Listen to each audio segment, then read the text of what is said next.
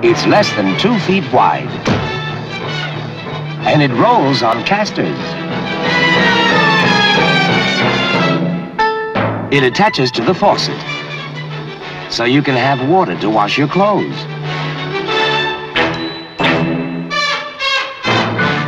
And it rolls on casters.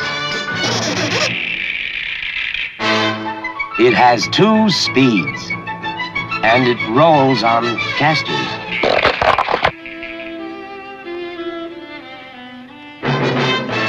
It has 4 cycles, and it rolls on casters.